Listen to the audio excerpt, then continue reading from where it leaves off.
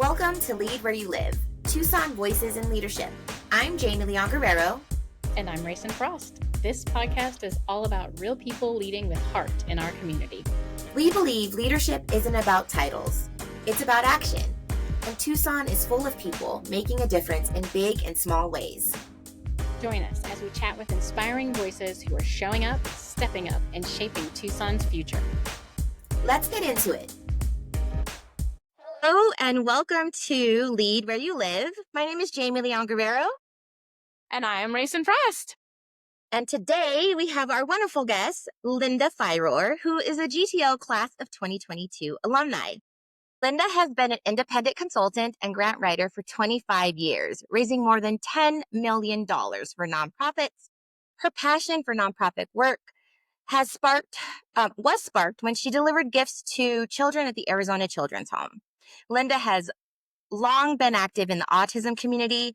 She's an honorary board member of the Autism Society of Southern Arizona and chaired its parent peer support group, founded and co-led Southern Arizona's first fully inclusive Girl Scout troop for 10 years. She's currently working to develop affordable housing for options for autistic adults and serves on the board of Greater Tucson Leadership. Welcome, Lynda. Thank you for joining us. I was delighted to be invited. Thank you. We are so excited to have you here and get to learn a little bit more about you. I know we've had a couple interactions, but I'm hoping to learn a few new things. And the first one actually comes from, tell us about your name. What does it mean? Where does it come from? Well, it's not all that terribly interesting. I think my mother found my name in a newspaper article, and I spelled my name with a Y instead of an I, and she liked that spelling. Weigel is my maiden name, and my husband's name is Firor.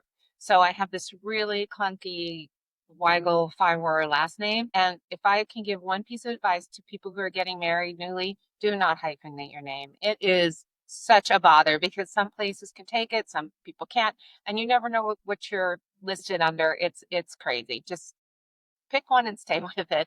Know your lane.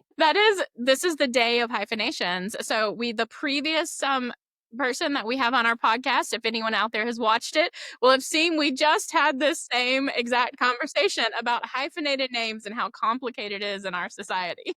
It is. Sorry that I forgot the Weigel part of your last name when I introduced you. I apologize. That's okay. It's a mouthful.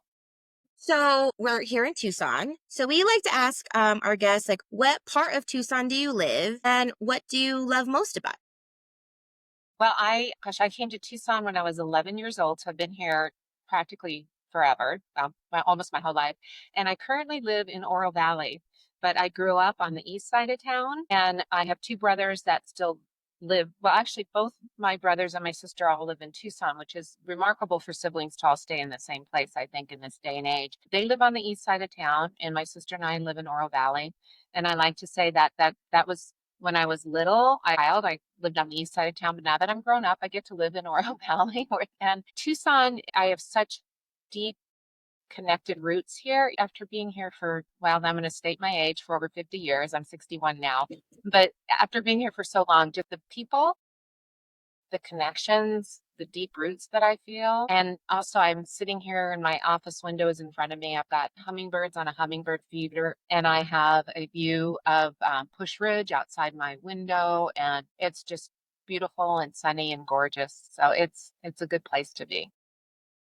And it seems like being on the east side versus and Oro Valley, you're far enough away in terms of it's not like you're in each other's backyards all the time. Like close enough to see each other when you want to, but it's not just like a drop-by visit. Mm-hmm. Exactly. I'm really close to my brothers and sister. My sister actually lives almost across the street from me, and she's heavily involved with my daughter and all of that. So it's not bad. But for me, I like the east side being super far away because my childhood was a little bit difficult. And it's like, okay, we'll keep those memories there and we'll build all the new adult memories over here. I totally relate. I may have relocated across oceans sometimes to be like, I don't want to be part of this piece of my past. I'm just going to move far away. Yeah. So I understand that. Yeah. Good. So you actually sort of mentioned that you've been in Tucson for a while. So I would love to hear a little bit about how leadership shows up for you, both in your personal life, professional, and Tucson community life. Since you've been embedded in Tucson for a while, what does that look like for you? What my leadership for my personal life is really closely related to people who have shared lived experiences. I did get into seeing the beauty of giving back to the community when I was working for this company. I was doing part-time work for the Pioneers of America. It was a nonprofit part of the old Ma Bell, you know, dress up in elf costumes and deliver presents to the children at Arizona Children's Home. And I was like, wow, people can give away their heart and love to, and do it just out of the kindness of their heart wanting to give back. That hooked me. But I have a daughter with autism. And so the first real big piece of my community service work was starting a Girl Scout troop for kids that were neurotypical and those with special needs. And so our troop had children with autism, cerebral palsy disorders, learning disorders, and then we had the whole group of young girls that were neurotypical. And it was the most amazing 10-year experience. And I think that everybody got out of it equal support, learning from each other and seeing the beauty in each other, especially from the neurotypical kids to those with special needs. And then I started working as a volunteer. Well, I guess you could say working as a volunteer because volunteer It is is work. work, or Yes. it's unpaid work. And so I started with the Autism Society of Southern Arizona and eventually led their parent peer support group because there was a real need for parents to come together to navigate this really complex system of support for our kids and to also have a safe place to talk about the feel when you have a child with autism. And it's not a grief over who they are because they're amazing, wonderful, fantastic humans. It's the grief of what is not going to happen in their lives, marriages and kids, for the most part. Our kids were much more involved. So my service work has been close related to people who've had shared experiences. And now I'm in a different phase in my life and having had a traumatic event in my life last year, I'm actually already supporting others who have experienced the same thing as me by others connecting us, saying, I have a friend who just went through this. Can you please reach out to them? Mhm.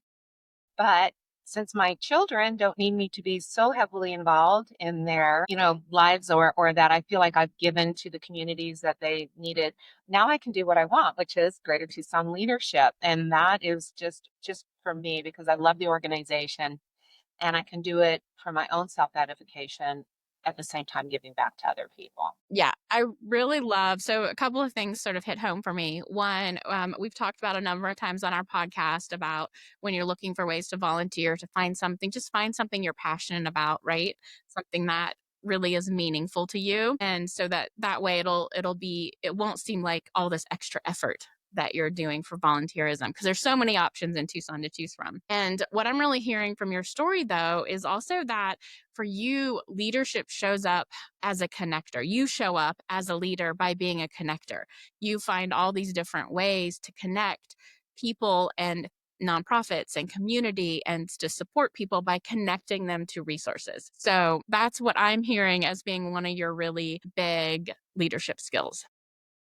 I hear too, I think you touched on it on the personal level, but I think it affects our community is really the focus on our young ladies, like with the Girl Scout troop and those with disabilities. I think you show up for them and you just help them grow and shine. That impacts our community. I think so. And you're hitting them when they're young, right? Yeah, So I think that's awesome that you do that. thanks. And right now I'm also working to find housing solutions for young adults with autism who can potentially live on their own with just minimal support. So that is, again, associated with my daughter, but it's also for me as well too, because I want her to be eventually in a safe place. But I also want other parents to have that safe place for their kids to go to as well. But yeah, connecting is a big thing. I get so many calls like, Lynda, do you know someone who can? Do you know where I can find X? Where in the world did you get support for Y? And I love being that connector and saying, I got a person for you. Hold on. And that same philosophy shows up in your professional work because you help nonprofits to write grants and obtain money. And that's another connector position there. You're connecting them with the resources they need to succeed. There's a lot of leadership in that, even though I work for myself. So I lead me, but I also, there's this big component of leadership of educating and trying to move my clients in the right direction about realistic approaches to their expectations about grants.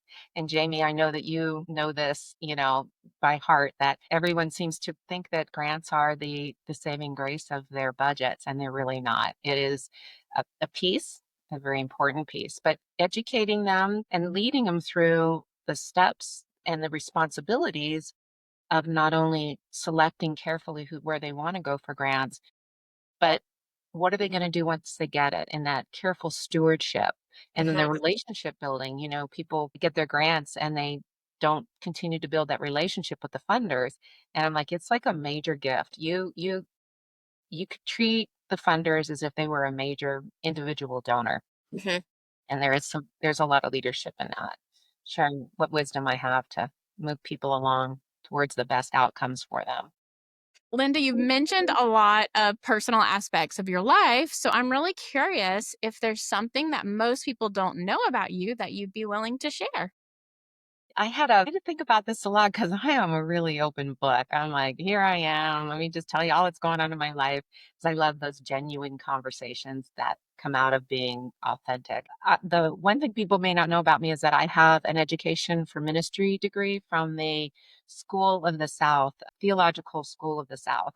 And when you think of the South, some people will think of like Southern Baptist, very conservative type, education, but I'm actually extremely liberal. And so it was a chance for me to spend 4 years doing a very deep dive into, the Old Testament, the New Testament, the history of first 3,000-year history of the church. That was quite an encounter, quite a time learning that. And then to pull my theology together, because I have these very strong beliefs that don't align a lot with a lot of the rhetoric that we are hearing in this country. And I wanted to make sure that I could argue with them and have good conversations Mhm. about what my beliefs are, and come with, some factual information that backs it up.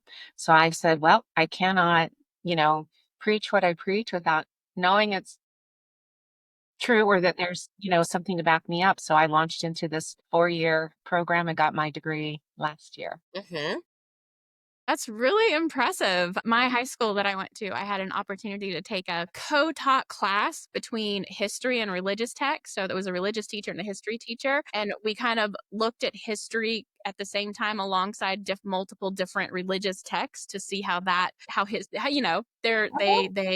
coexist. And that was really cool. I actually have never even thought about it. I can't even imagine going even deeper into did you say 4 years? Yeah, it was a 4-year program. Oh, Yeah. that's really impressive.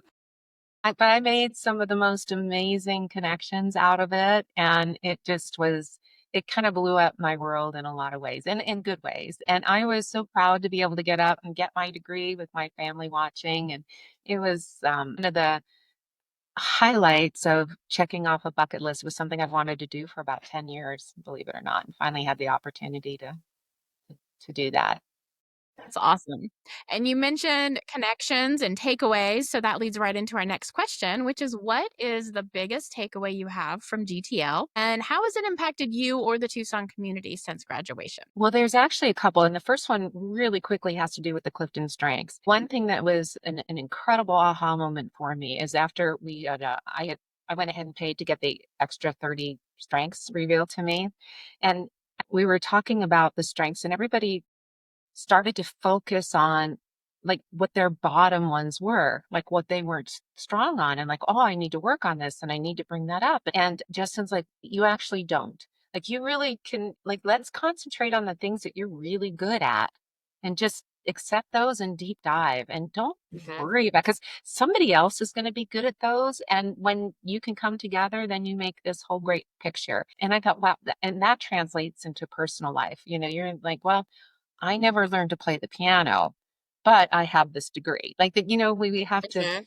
figure out what we want to celebrate about ourselves. And the other inspiration, or the great takeaway, was once again just being in awe of the incredible passion that people have for this community, and our willingness to give our free time, our money, our knowledge, and the amazing connections that came out of it. I am really proud to say that Jamie and I have transcended, the relationship just through GTL, and we're good friends. And I'm still seeing what's the group's called again? Our Thank accountability group. I still you. see members of my accountability group, and it expanded my network outside of the nonprofit world to really embrace people who work in different sectors. And so, those were the personal connections, the aha moments, seeing all that's going on in this community, where the needs are, what we can do. I know a lot of people found their passion, Mhm. continue to find their passions through GTO. I love that you mentioned your strengths because I also got my whole list because I was like, I need my whole list. I need to see what it is. And I just remember almost going there on the first day of our retreat where it's like, oh, I have to go into the bottom of my list. Like, and I called them flaws. And then through the course, it was just like, no, these are all strengths. I'm just really good at these 5 to 10. Yeah. And like you said, someone else is going to be better at the other things that we can lean on. So, really changing the mindset of like, no, these are all strengths. I'm just really good at these 5.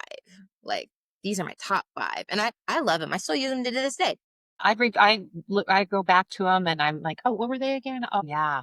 That still see myself in that. But it's true. And we do that just in our life. We're always looking at, you're not doing this well, or why can't you do this better? And it's like, no, I'm doing it. I'm doing it in different ways, that. I mean, there are some things we have to do in life, right? We have to do laundry. I suppose Yeah. pay to hire that out. You have to do dishes. So if there are some things that even if you're not very good at, you still have to do it. It's Yeah. Yeah. not, Well, but yeah, no, absolutely. And since we're still on the GTL trend, I think Jamie, you're going to take us away with some options, boundary breakers. so we are going to ask you, and then you'll answer the question first, and then we'll answer after you. So it's kind of boundary breakers. What's a creative endeavor you've always wanted to try but haven't yet? I'd like to talk about a creative endeavor because it just happened to me.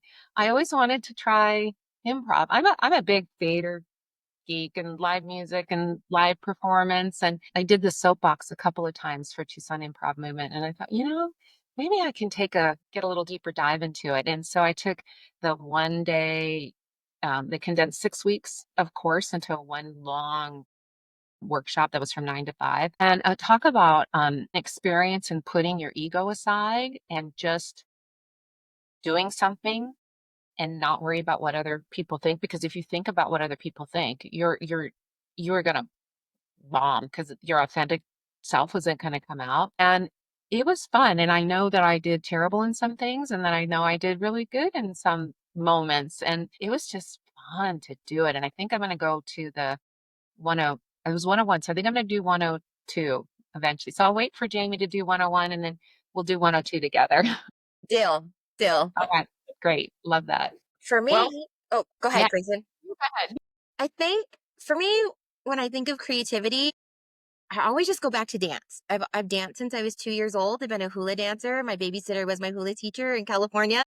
So I love to dance. I was on like the pom pom cheer squad. Like it was all dancing. Like whatever I chose to do had to be dancing. You see that in my workouts, right? Like I don't want to go to the gym, but I'll go and I'll dance. And that's a workout. One of the creative endeavors that I've been wanting to do, I want to do pole dancing just because it's strength. Like you don't I've taken like 2 or 3 classes and was humbled. Like I go to the gym and lift heavy weights, but I can't lift my own body weight up this pole. So, but it's dance, right? Like how to do it safely. And like you're in the studio and I again, I really want to do it. And it's more for like the dancing and the strength training, but I also think it's like very feminine.